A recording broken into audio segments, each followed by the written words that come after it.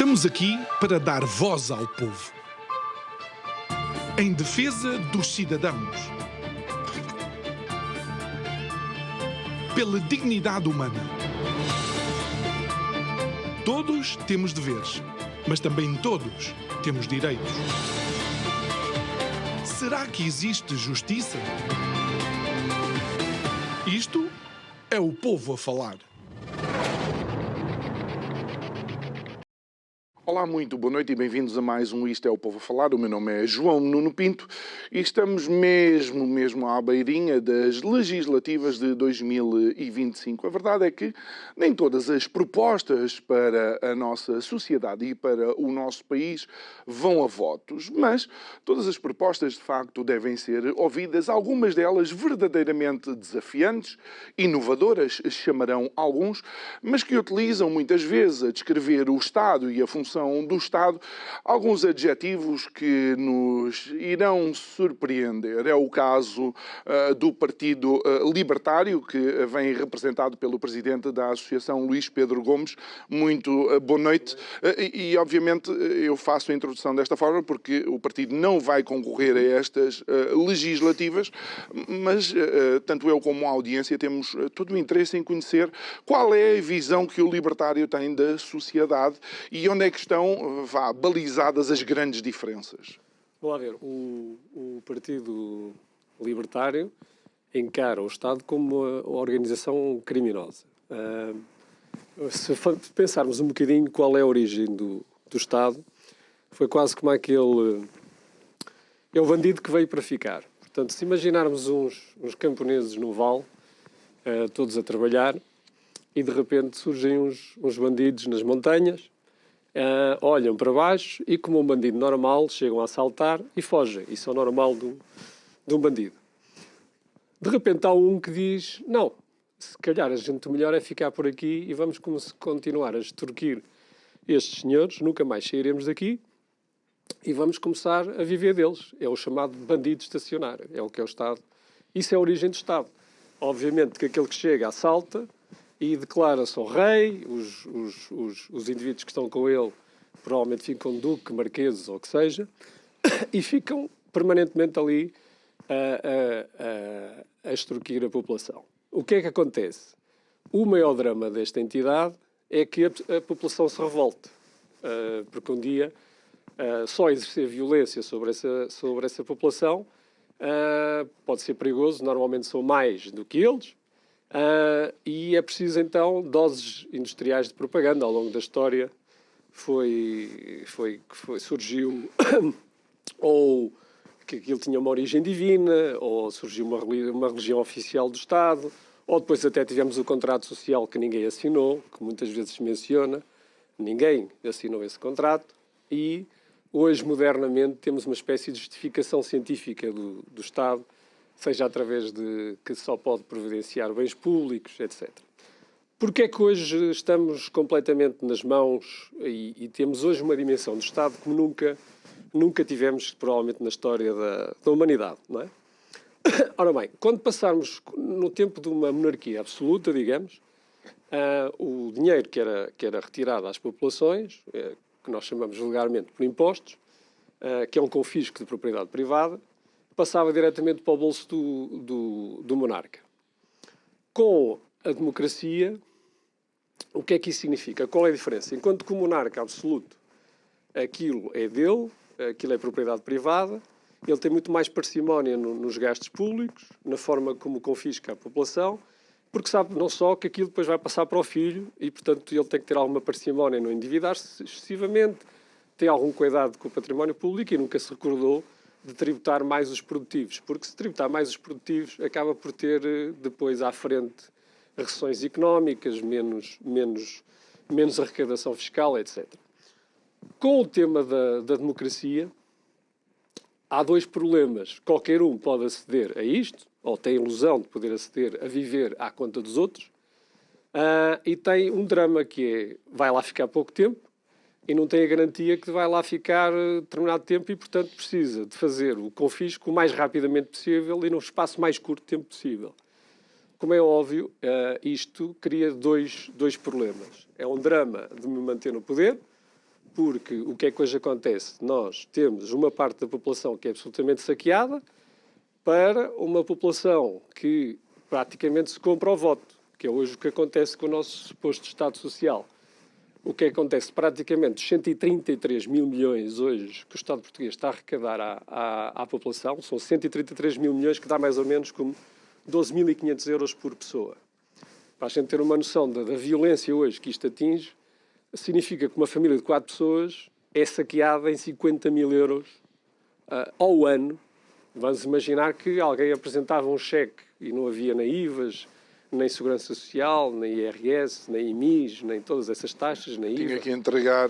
teria que chegar ao final do ano, em média, assim teria que entregar 12.500 euros por cabeça. Hoje são as contas. Mais ou menos cerca de 50 mil milhões de euros, se tivermos a Caixa Geral de Aposentações, as reformas de normal da Segurança Social e o tal Fundo de Preservação da Segurança Social, que é outro esquema em pirâmide, que nem sequer praticamente todo o investimento está em dívida pública, cerca de quase 30%, 40% é gasto nas reformas, não é?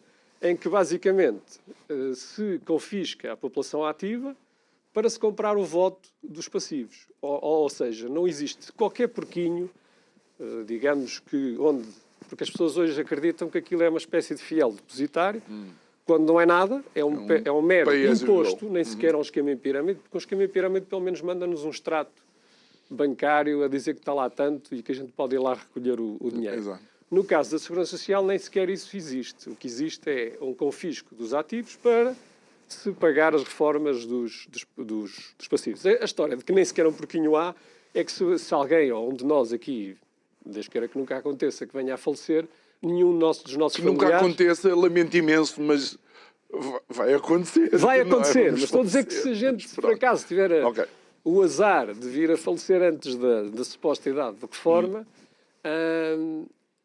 nenhum dos nossos familiares pode ir lá receber o que é que seja. Portanto, isto é um esquema absolutamente fraudulento, em que os partidos que estão no arco do poder basicamente corromperam, digamos, a população usando o dinheiro de outra parte. Ou seja, na realidade, e lembrei-me agora de uma demonstração dessa capacidade de extorsão do Estado, é, por exemplo, quando os pais deixam algum testamento para os filhos e há bens que ainda assim são tributados depois de terem pago toda a vida. É o tal imposto sucessório ou qualquer coisa assim. Isso em Portugal hoje em dia não há, julgo que é até dos poucos países onde isso não existe.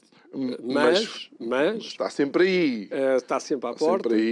Mas hoje, basicamente, o Estado tributa-nos a respirar, a consumir, a trabalhar, até na morte, eventualmente, que possa vir a acontecer. Ou quando a gente está a vender uma empresa, ou o que seja. Portanto, nós temos hoje uma coisa absolutamente monstruosa, ainda piorada pela cartelização dos Estados, porque hoje o que nós temos foi uma entrega de soberania de Portugal à União Europeia, em que entregámos a soberania monetária, entregámos a soberania qualquer dia fiscal, praticamente todas as leis já, por exemplo, estas eleições não têm qualquer significado, isto é uma forma de influência, porque hoje, praticamente todo o ordenamento jurídico é decidido a nível do Parlamento, nem do Parlamento Europeu, é a Comissão Europeia praticamente que faz com o Conselho Europeu quase todas as leis que nos governam. Portanto, hoje nem sequer temos a suposta democracia. Pois chamam-nas de recomendações, não é? Chamam-nas de recomendações, ou seja... O Parlamento Nacional nem sequer conseguimos saber quem é a lei que nos está a regular. Por exemplo, no setor onde eu trabalho, nas criptomoedas, praticamente as diretivas que regulam o setor são todas emanadas da União Europeia. O Parlamento Nacional limita-se depois a fazer a transposição das diretivas. Portanto, nem sequer democracia, no sentido de um escrutínio ou de ser o povo que está a fazer as suas próprias leis, isso nem sequer existe hoje em dia. Portanto, o que temos é um cartel de Estados que garante que todos saqueiam em uníssono, de uma forma orquestrada, concertada, a população, porque antes do Estado moderno aparecer, vamos supor, O Estado moderno praticamente apareceu com a reforma protestante, mas o que é? É um monopólio de confisco numa determinada área territorial em que o rei tem o monopólio da justiça, digamos, dos tribunais.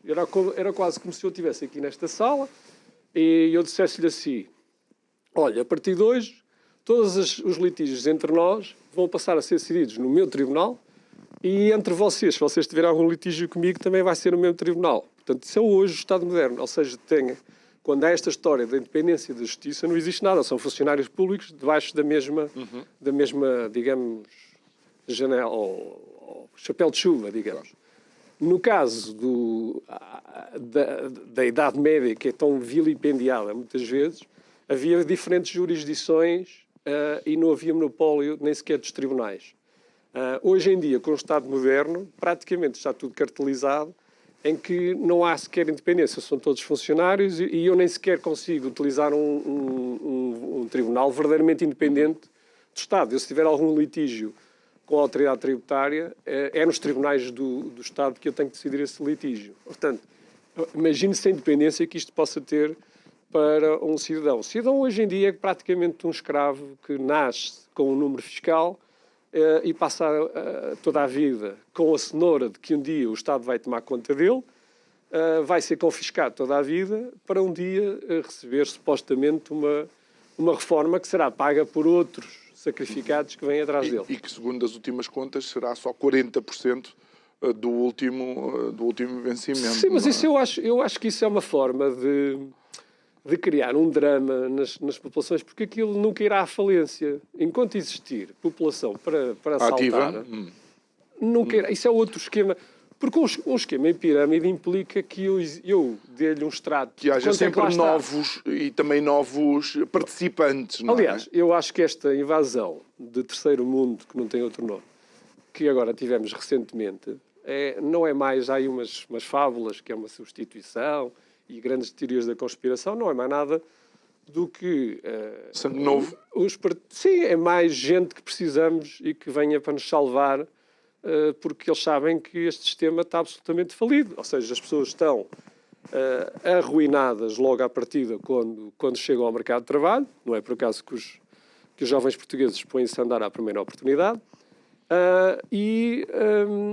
Cada vez mais envelhecida. E, portanto, este sistema cada vez permite menos arrecadação de receita e cada vez mais despesas com a população envelhecida. E, portanto, o que eles necessitaram foi abrir a porta para ver se salvavam Luís, isto. O drama é maior em Portugal porque o Estado nem sequer cumpre com os serviços que, de facto, se compromete a cumprir.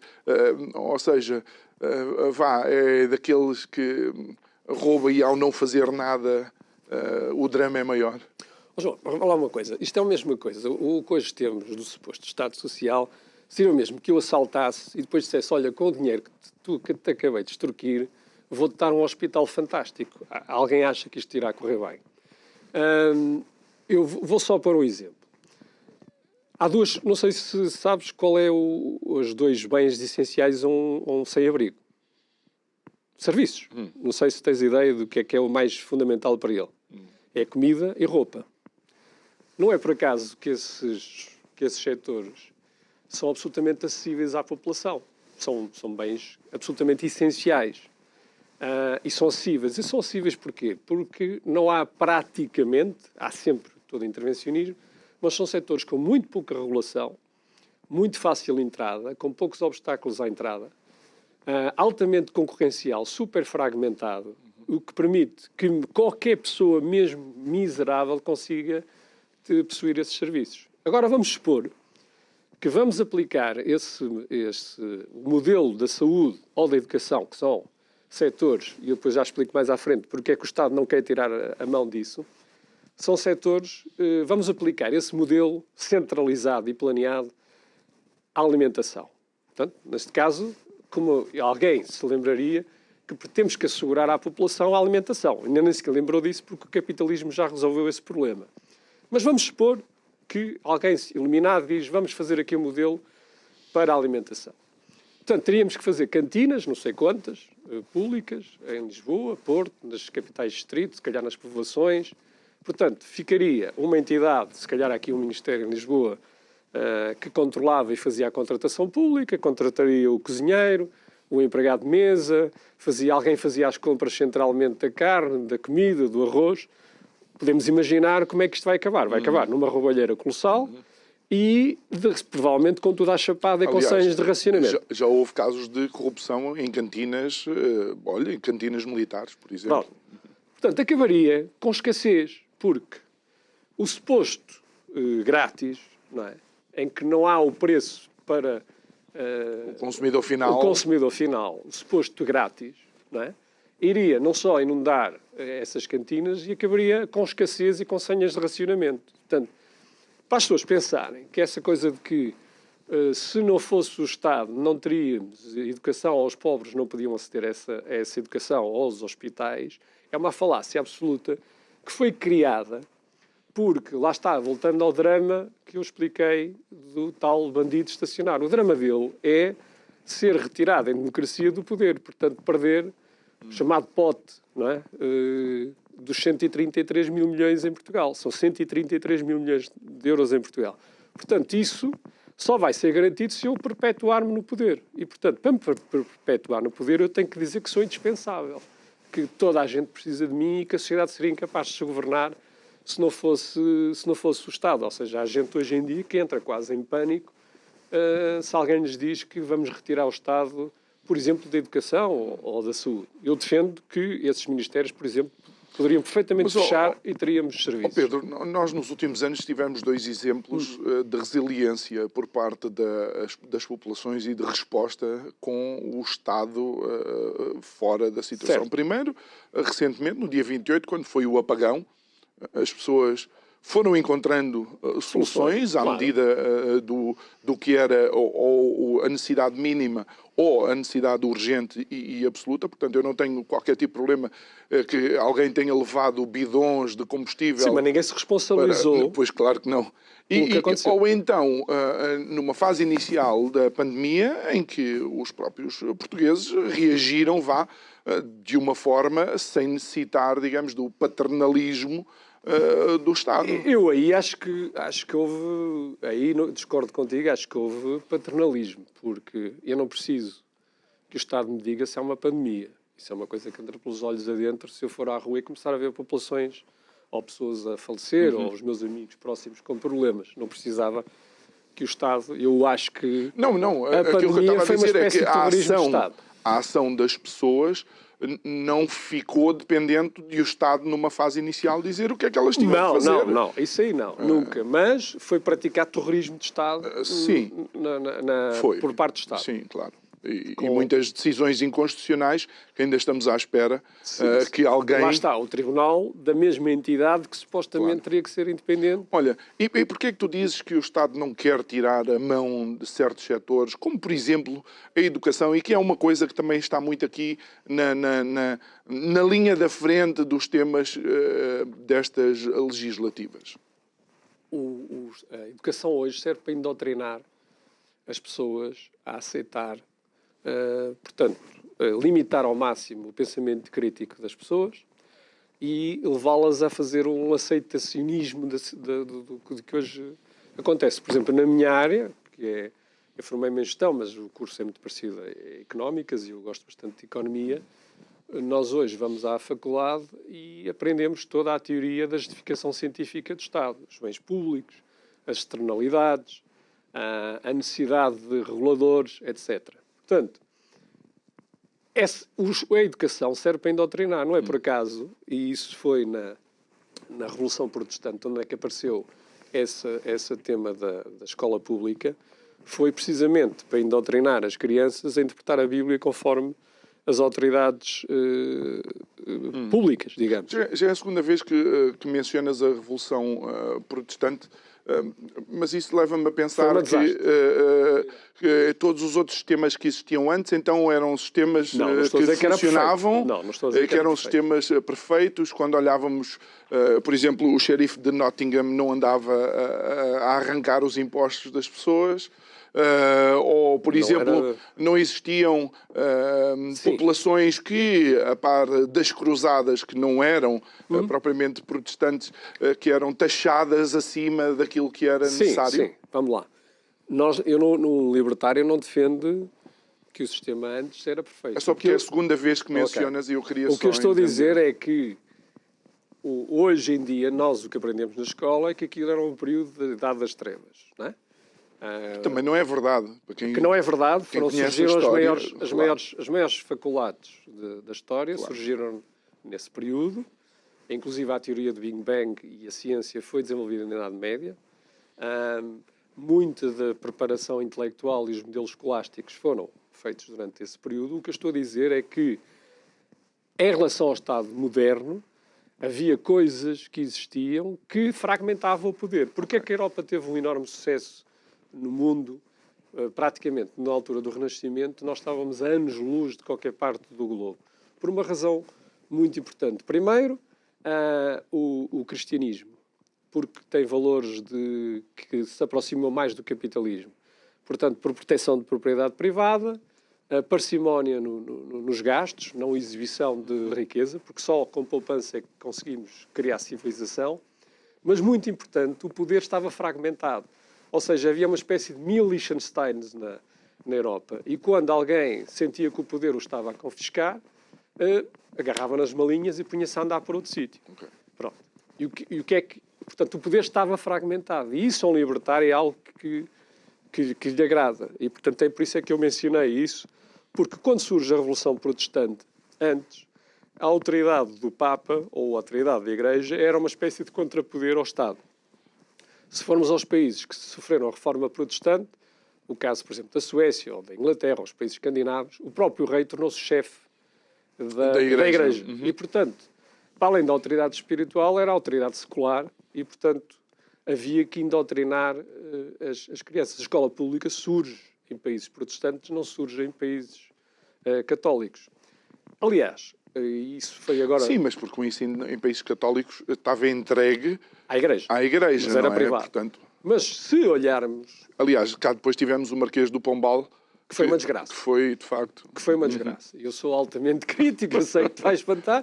Portanto, foi talvez a pior coisa que nos aconteceu na história. Por causa desse ataque... Facínora.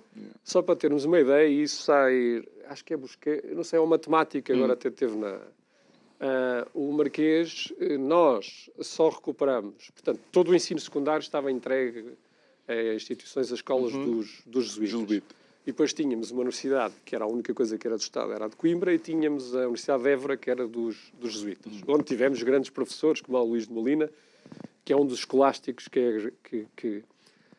onde o tema libertário aproxima-se muito desses pensadores. Estou a falar até antes de John Locke, etc. Portanto, esse movimento liberal que veio do norte da Europa não tem nada a ver com este movimento libertário que vinha dessas escolas católicas. Portanto, a liberdade foi até criada na Península Ibérica e em universidades portuguesas. Há muita gente que não estuda isso, mas devíamos, ou como Pedro da Fonseca, que foi o que levou à origem da Revolução Marginal. Bem, mas voltando aqui. Portanto, ele mandou fechar a Universidade de Évora, mandou fechar todas as instituições dos jesuítas. Quem leu o livro, eu agora, não me está agora aqui a vir à memória, mas praticamente Coimbra passou de 2.000 estudantes para cerca de 150. Évora desapareceram cerca de 2.000 estudantes e todo o ensino secundário foi absolutamente destruído. Nós só recuperámos a população estudantil no século XX, desde 1750 até cerca de 1910 ou 1915, até à República. Nós só voltámos a recuperar a população estudantil com uma subida da população, com as ideias desse suposto iluminado em países protestantes, como foi a passagem dele por Londres durante muitos anos, em que ele praticamente destruiu o ensino, que era uma coisa de iniciativa que o Estado nunca se meteu, que era uma tradição católica, e destruiu praticamente a capacidade de nós, até de termos qualquer preparação, não é por acaso, e até o Nuno Palma refere isso, o PIB per capita português era um dos mais altos do mundo. Há muita gente que se esquece que Portugal era um dos países mais ricos do mundo no início do século XVIII, onde até a autoridade do rei não era assim tão absoluta como a gente possa crer. Havia cortes, havia escrutínio do rei. Ele fala do tema dos astres Quando algum país tem sorte de ter matérias-primas, como surgiu o ouro sim, do Brasil, sim. surge uma desgraça para o país. Embora o Nuno não coloque esse bom resultado exclusivamente no ouro do Brasil. Não. Aliás, até é marginal. Menciona, efetivamente, o Marquês de Pombal, essa figura muito negra da história, que não sei porquê temos algum ato de masoquismo em dar-lhe uma estátua na principal avenida do país. E depois vamos para lá festejar campeonatos. Pronto, Esta é outra história. Temos que começar a pensar bem nisso. E tornou-se praticamente num país de analfabetos. E, portanto, o século XIX, que foi depois o período da Revolução Industrial, passou-nos completamente ao lado. Completamente ao lado. E, por muito custe a muita gente, o Estado Novo recuperou muitos indicadores que vinham uma desgraça. Por exemplo, o analfabetismo. Era praticamente 80% da população analfabeta no final da Primeira República. Nós, em 2018, ainda tínhamos 5% de analfabetos em Portugal. O Estado voltou a dar, por exemplo, à Igreja Católica algumas das competências que teria anteriormente, mas a questão é sempre, vai existir uma verdadeira soberania e independência de ambas as coisas. Mas essa diabolização da Igreja é uma forma do Estado ocupar o espaço e indoutrinar a população. No caso da saúde, é uma forma de controlar uma coisa muito importante e como se viu agora na minha opinião, a Suécia prova isso, porque não houve nenhuma alteração da mortalidade geral, não houve qualquer doença nova, não é relevante. Que o controlo e o medo das pessoas da morte é uma forma de controlar as populações.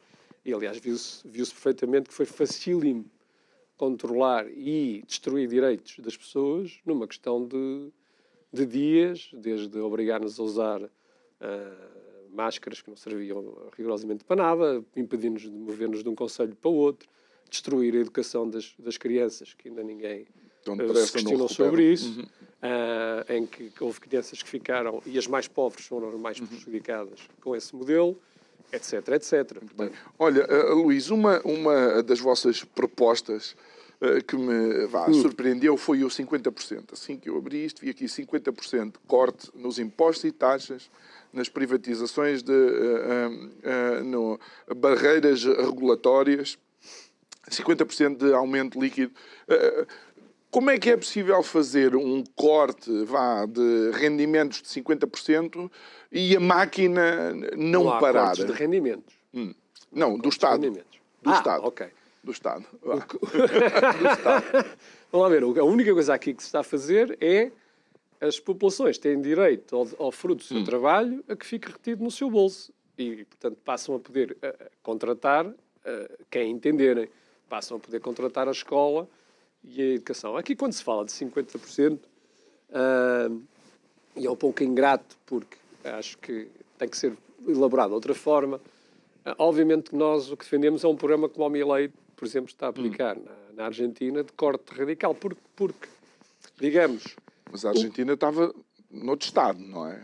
Nós não estamos muito diferentes. Nós não estamos muito diferentes. Eu vivi na Argentina, já te conto uns episódios. Eu sei, mas não estamos... É preciso recordar que a Argentina era um dos países mais ricos do mundo no início do século XX. Sim, mas quando tens populações que fazem aquelas puxadas de eletricidade ou a água, há sempre uns poucos que pagam pelos muitos que utilizam esses bens públicos. Pronto, aquilo estava um desastre. Okay. E, portanto, nós o que entendemos é que a despesa pública é o monstro.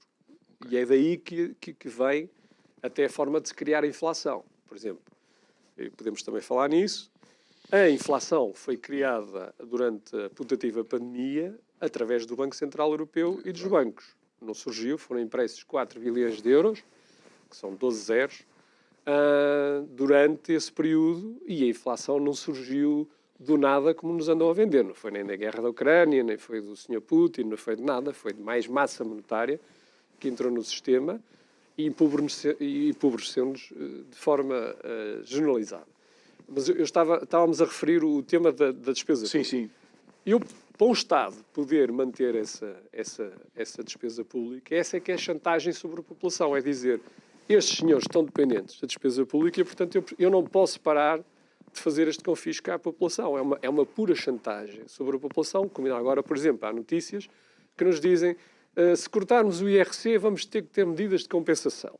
Portanto, nós não saímos, vamos pôr na cabeça de uma vez por todas, só é possível baixar impostos e diminuir o confisco das populações se eu cortar gastos do Estado. Não há outra. Portanto, quem disser o contrário vem para aqui mentir, como a maior parte dos partidos, e por isso é que a nossa proposta é completamente diferente, porque nós assumimos, sem rodeios, que vai ser preciso fechar ministérios, vai ser preciso despedir funcionários públicos em massa para resolver este problema. Não é com medidas de vamos esperar que o crescimento surja e ninguém quer tocar nisto. Portanto, nós dizemos sem rodeios que vão haver, se nós tivéssemos. Nós não temos nenhuma ambição de viver o dinheiro dos outros, nem eu tenho, porque isto a mim não me interessa para nada. Só acho é que o mundo que está a aproximar-se para os meus filhos é um absoluto desastre, porque eles vão ter que emigrar, isto já não tem... Estamos numa sociedade ultra-regulada, com uma vigilância permanente sobre as pessoas, porque é preciso estar permanentemente a vigiar, e este modelo de despesa pública, em que praticamente chegámos a ter há uns anos 50% da despesa do PIB, é uma absoluta loucura. E, portanto, nós estamos todos dependentes desta máquina e, sem rodeios, vão ter que ser fechados praticamente todos os ministérios, onde o Partido Libertário acha que tem que ser entrado com pinças, é o tema das reformas, porque essas pessoas, hoje que estão a receber a reforma, foram enganadas. Não é justo estar um idoso que foi absolutamente enganado, estar-lhe agora a dizer que lhe vamos tirar. Obviamente que essa máquina tributária tem que ser mantida para se honrar, mas tem que se montar um sistema de capitalização muito rapidamente, mas praticamente todas as funções do chamado Estado Social, tirando o tema das reformas, obviamente tem que ser atacado e tem que ser cortado todas essas despesas, como fecho de ministérios, fecho do Ministério da Educação, fecho do Ministério da Saúde, fecho do Ministério da Economia, fecho do Ministério da Cultura. Portanto, é para encerrar e para despedir todas as pessoas que lá estão. Ou então, por exemplo, eventualmente fazer a junção de alguns ministérios. Não valia a pena estar isso são paliativos. Isso é conversa para nunca fazer nada. Portanto, tem que se fechar simplesmente e despedir os funcionários e, de acordo com a despesa que esse Ministério tem, devolver-se esse dinheiro às pessoas e dizer, olha, a carga tributária, o IRS vai descer de tanto para tanto. Porque o objetivo é que as pessoas, o Estado cumpra uma das coisas que está na Constituição, que é o respeito pela propriedade privada. Imposto para um libertário é roubo, é confisco de propriedade privada. E essas taxas, taxinhas e taxetas que andam para aí, é tudo a mesma coisa? Tem que ser reformulado todo o sistema fiscal, simplificado. E uma das grandes propostas que nós vamos ter, isso vai agora, quando nós reformularmos o programa, é o tema da retenção na fonte. Porque a retenção na fonte foi uma dos maiores malabarismos para se enganar as pessoas. Não sei se agora reparaste, durante estes últimos meses, aquilo foi uma diversão, tivemos até médicos nas redes sociais a dizer que iam pagar pela primeira vez impostos. Não sei se alguém reparou nesse detalhe. Portanto, eles pagam impostos, sempre pagaram impostos. O problema é que o Estado, e isso até foi inventado pelo Milton Friedman, no final da Segunda Guerra Mundial, entrega essa responsabilidade, e é criminal, ao empresário, em que ele é que tem que fazer as retenções em nome do trabalhador. E, portanto, hoje em dia as pessoas têm a percepção que não pagam. Aliás, até tinham a sensação que quando chegavam aqui para alturas de abril, maio, ainda recebiam um cheque para ir de férias, não é? Porque faziam retenções elevadas e o Estado ainda era um benemérito porque mandava um cheque para as pessoas irem de férias. É como isto funciona. Agora, vamos imaginar num trabalhador de 1.000 euros, não é? 1.000 brutos. Se eu lhe disser que lhe transfiro 1.237 euros, o empregador, e que depois ele tem que acertar com o Estado, aparece lá no portal das finanças, a única coisa que o empresário teria que fazer é dizer eu entreguei 1.237,5 euros a esta pessoa.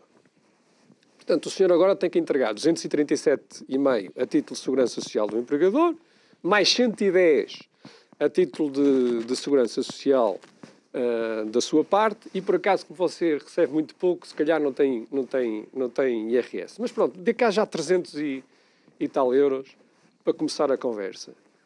Este sistema cairia em 2 meses. Em 2 meses as pessoas iam se dar conta que é uma absoluta loucura o que pagam.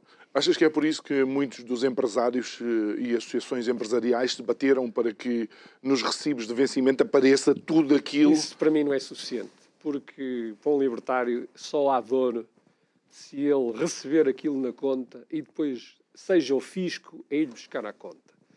Tem que acabar estas coisas de pôr a responsabilidade e o ónus sobre o empregador, porque o empregador é visto como odioso. Isso é uma forma. Lá está, outra vez, e isso era um importante aspecto, só há duas classes. O marxismo só se enganou foi com as duas classes. Há duas classes.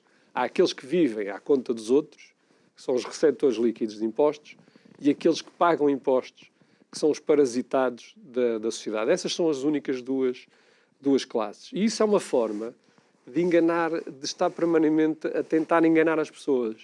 A única forma das pessoas se darem conta da loucura que isto custa é o senhor recebeu o bruto, os tais 1.237,5, e o senhor agora, no portal das finanças, vai ter que fazer a liquidação, está aqui o número, e até o próprio fisco pode lhe buscar à conta isso. Portanto, se ele tiver sentir o dinheiro entrar na conta e de repente tirarem-lhe aquilo, o Estado tirar-lhe, fazer-lhe um débito, passaria a muita gente esta mania de que o Estado Social é uma coisa absolutamente fantástica, porque ia-se dar conta que é caríssimo, ineficiente, e é uma fraude gigantesca.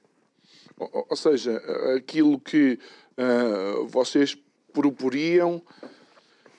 Deixa lá ver se eu entendo. Mas isso significa que... Não há retenção na fonte. Ok, tudo bem. Eu vejo que vocês são pela liberdade individual, pela escolha Três coisas. individual. Vida, propriedade e liberdade. Okay. Mas nós sabemos, e a experiência não é empírica, mas a experiência de vida nos mostra que nem todas as pessoas conseguem fazer as escolhas certas. Certo. Não achas Isso é paternalismo. Que não é paternalismo? Se tu sempre escolheste bem, dou-te os meus parabéns, eu cometi alguns erros. Claro, todos cometemos. E gostei muito de ter os meus pais a ajudar-me nos momentos em que eu cometi alguns erros. O Estado, sem ser paternalista, não achas que o Estado tem que dar aqui alguma folga a pessoas que não consigam, de facto? Isso foi sempre um argumento para intervencionismo. Tu se reparares iniciativas como o Banco Alimentar, não é, que vão ajudar efetivamente os necessitados, partem da sociedade civil, não partem do Estado. Se isso fosse verdade... Vão lá tirar fotografias ao lado das pessoas depois, não é? Mas se isso fosse verdade, não vias a Gar do Oriente cheia de sem-abrigos, não era? Porque então aí o Estado já teria resolvido todos esses problemas. Isso não se resolve, porque aquilo que está a acontecer hoje é um empobrecimento geral da população. Quando agora nós falamos o tema, e até é importante, da China estar a invadir todos os mercados, e eles estão a enriquecer porquê? Porque eles estão a capitalizar. Eu para dar aqui uma ideia, porque é que os jovens portugueses hoje estão a emigrar e a pôr-se a andar daqui? Se eu tiver um analfabeto e um engenheiro numa ilha deserta, qual é a diferença de produtividade entre os dois? É zero. Ou seja, não há diferença nenhuma. Não vai. O engenheiro não vai ter nenhuma vantagem face a um analfabeto naquele contexto. Porquê? Porque não há capital, não há estradas, não há máquinas. Não há recursos. Não há estradas, não há máquinas, não há fábricas, não há maquinaria, não há computadores, não há nada. Portanto, a diferença de produtividade só se resulta, e andamos sempre com este mito, só resulta quando existe capital. E isso, primeiro tem que haver capital e depois é que há necessidade de formar pessoas. Por exemplo, em países africanos, onde há pouca acumulação de capital, se calhar os pais interessa-lhes pôr a criança a trabalhar logo muito cedo. E as pessoas dizem que isso é exploração, ou o que seja, mas isso é uma decisão lógica. Porque ele não vai ter a vantagem nenhuma em estar a estudar. Porque se não houver capital, eu não tenho nenhuma vantagem em estar a estudar. Por isso é que os licenciados em Portugal se põem a andar daqui. Porque se o Estado confisca praticamente tudo às populações, é impossível aforrar neste contexto. Só existe capital se o aforrar primeiro. E o que acontece hoje com os chineses é que eles aforram muito e a sociedade deles está altamente capitalizada, por exemplo, ao contrário dos Estados Unidos, que no final da Segunda Guerra Mundial era 50% da produção mundial era nos Estados Unidos. Mas, Luís, isso é interessante, porque muita dessa postura chinesa é a postura que vem da cultura, ok? A cultura confucionista e asiática, mas também vem, de alguma forma, de... O capitalismo foi inventado na Europa. de algumas indicações do Estado, mas um Estado diferente do nosso, um Estado centralizado, mas também pragmático, porque se vê que as coisas não resultam, para e ponto final. Vamos lá ver. Hoje, atenção, eu não conheço a situação na China, mas há uma coisa que te asseguro. Se eles invadiram todos os mercados com produtos baratos, é porque estão a fazer alguma coisa bem. Isso não há hipótese. Para explicarmos aqui a diferença, porque é que é importante o capital. Se o chinês tiver um trator de 500 cavalos versus um africano que tem lá uma enxada, ele pode trabalhar muitas horas, certo? Se ele produzir um quilo de farinha e o chinês, no final, com o trator, produz 1 tonelada de farinha, estou aqui a tirar coisas completamente aleatórias, o custo unitário desse saco de farinha de um chinês é muito mais baixo. Porquê? Porque ele tem muito capital. Só é possível, e isso foi a riqueza da Europa e o que lhe deu vantagem, foi a acumulação de capital. E a acumulação de capital só é possível com moeda séria, em que a moeda não está a ser permanentemente desvalorizada, como os bancos centrais que nós temos, e se o Estado me deixar aforrar e não me confiscar tudo. Ainda pior, quando eu vejo portugueses hoje, onde a maioria dos seus aforros ainda é para a dívida pública, significa, e a dívida pública, nós rejeitamos a dívida pública. E porquê? Porque a dívida pública é a mesma coisa que eu dizer-te assim ao João, arranja aí uns amigos, vais assaltar ali aquele bairro, eu pago uma parte e depois dás-me uma parte do saque. Não é? É a mesma coisa. Quem está a meter dinheiro na dívida pública não só está a participar num saque a outros da população, como todo aquele dinheiro não serve para fazer fábricas nem investimentos, serve praticamente para fazer despesa e consumo. E, portanto, nós estamos a empobrecer. Não é por acaso que hoje um jovem não consegue comprar uma casa. Em vez de andarmos aqui a procurar culpados e estrangeiros, é porque estamos a empobrecer, temos menos capital. E, portanto, o empresário hoje em dia, como não tem capital, o que é que vai alavancar? É na mão de obra. Por isso é que precisa de pessoas a 300 e 400, como muitos estão em ilegais. Porque o nosso setor produtivo não aguenta salários elevados, porque vai à falência. Porquê? Porque praticamente não tem capital. Isto voltando a isso. Se os chineses estão, e os números dizem-nos que 35% do PIB já é em poupança. Portanto, eles não vão dar hipótese nenhuma e o gap ainda se vai aumentar nos próximos anos. Ou seja, eles vão continuar a produzir cada vez produtos mais eficientes, mais baratos e não vão dar qualquer hipótese nos mercados internacionais. Vão sempre ter produtos muito mais baratos que os nossos. E é aí que está a diferença. É acumulação e defesa da propriedade privada. Eu tenho a certeza absoluta que neste momento há mais liberdade económica na China do que aqui. Sim.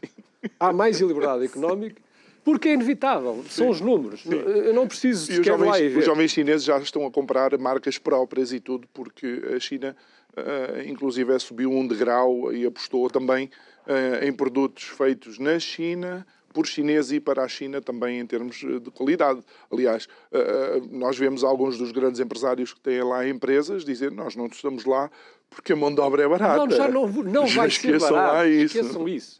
Isso é outro forma de propaganda. Estão lá porque está o tal capital, mas também está o capital humano. Não, mas o mais importante para uma sociedade é a acumulação de capital. Um engenheiro português recebe menos em Portugal do que na Alemanha por diferencial de capital. Pode ter a mesma formação, pode ter as mesmas capacidades. Agora, depois podemos ter a organização de trabalho, mas isso surge da concorrência. Claro. E não do capitalismo que hoje temos, que é um capitalismo de compadrio. Como, por acaso, por exemplo, ninguém se espante porque é que apareceu aquela empresa do nosso atual Primeiro-Ministro, e não acho que ele seja um caso particular, acho que praticamente toda a classe política está a fazer neste navega nisto. Vamos para o caso da Solverde. Se fosse livre a nós dois abrir um casino sem necessidade de licença nem uma concessão, a Solverde nunca contrataria o Primeiro-Ministro. Para o que é que seja. A empresa do primeiro. Portanto, só existe este capitalismo, e este é o capitalismo que está a prosperar. Se repararmos hoje a classe política, quando vão às declarações dos tribunais constitucionais, estão todos milionários. É estranho porque eles nunca fizeram nenhuma empresa onde se visse produção, que tenha atenção ao cliente, como vocês têm aqui, funcionários, contabilidade, atenção ao cliente, marketing, vendas, força de vendas, etc, etc. Não precisam disso porque basta uma boa rede de contactos. Portanto, esse é o capitalismo que nós estamos a dar neste momento à população. É interessante, nunca é no setor produtivo. É interessante que, de facto, as empresas deles nunca é nesse... É fazer papéis. Exato. Olha, nós estamos sensivelmente nos últimos 4 minutos do programa. Que mais ideias desafiantes é que o Partido Libertário traz para cima da mesa? Bem, para além do tema da despesa pública, que para nós é importante, temos a defesa da vida. Para nós há 3 valores que são inquestionáveis: a vida, a liberdade e a propriedade privada. São valores absolutos. Hoje em dia temos os valores relativos. Por exemplo, as pessoas acham que imprimir dinheiro, se for o Estado a fazê-lo, que é para o bem da sociedade. Para nós é um atentado à propriedade privada e, portanto, a lei tem que se aplicar a uns e aplicar-se a outros. No tema da defesa da propriedade privada, defendemos o porte de arma, para qualquer pessoa possa, se estiver na defesa da sua propriedade privada, tem o direito a ter porte de arma, porque é impensável que o Estado nos tenha desarmado.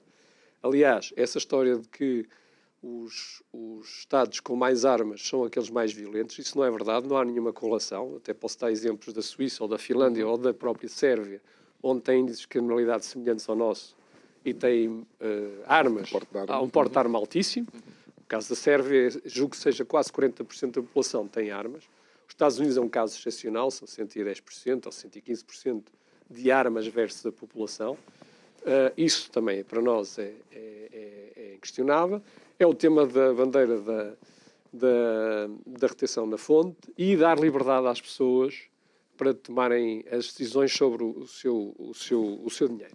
A outra proposta que nos parece importante, para as pessoas que tenham a paranoia de que não querem perder o Estado, acho que devíamos, em vez de termos os tais 1000 Liechtensteins, acho que cada Câmara em Portugal, e voltarmos ao municipalismo, teria essas funções hoje do Estado Central, em vez de estarmos a centralizar isso, que é...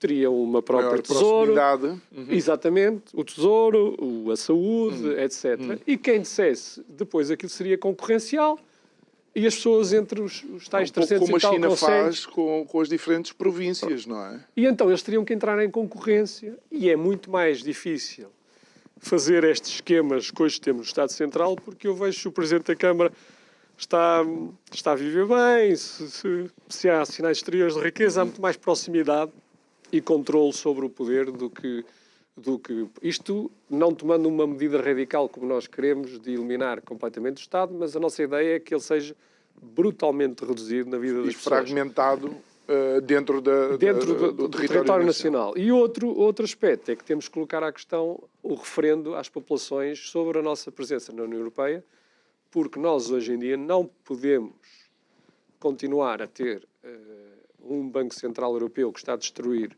e que mantém artificialmente muita gente no poder. No caso da putativa pandemia, ela não seria possível sem um Banco Central. Não conheço nenhum caso no mundo onde, destruindo os que produzem riqueza, o Estado se consegue financiar. Eles só conseguiram fazer isso porque têm a impressora de notas que lhes permitiu pagar a toda a gente e subornar toda a gente. Esse poder tem que ser retirado obviamente, do Estado, e temos que colocar a questão se queremos continuar a pertencer. Para nós, no nosso entendimento dos libertários, a Comunidade Económica Europeia era uma boa ideia, porque é livre comércio, nós somos a favor disso. E no caso da... Mas transformou-se numa coisa mais, num cartel. Mais complicada. E terminando, para terminar mesmo, em relação ao tema da imigração, nós, como defendemos a propriedade privada, e se fosse tudo privado, e partimos sempre dessa perspectiva, nós achamos que só entra na nossa casa quem é convidado. Como o Estado ocupou as fronteiras, tem a obrigação de as defender e impor um seguro de responsabilidade civil ao empregador e que ele tem que apresentar um contrato de trabalho. Não temos nada contra o fulano A ou o fulano B. Luís Pedro Gomes, muito obrigado. Podem acompanhar o Partido Libertário também nas redes sociais, é só procurar Instagram e Facebook. Muito obrigado. Obrigado a si que nos acompanhou em mais um programa. Já sabe, pode rever estas conversas no YouTube e em podcast. Resta-me agradecer. Até amanhã. Muito obrigado.